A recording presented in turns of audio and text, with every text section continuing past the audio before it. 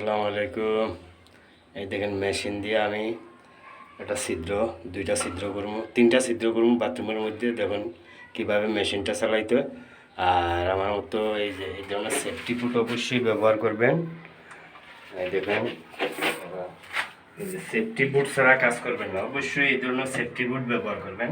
কারণ কোনো কারণবশত একসময় দেখা যায় মেশিন চালাইতে গিয়ে আপনার এটা লাইন আউট হয়ে আপনার পায়ে পড়তে পারে, এতে পায়ের ক্ষয়ক্ষতি হতে পারে।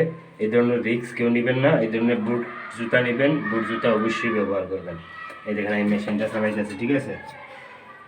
এই দেখেন, বিসমিল্লাহ।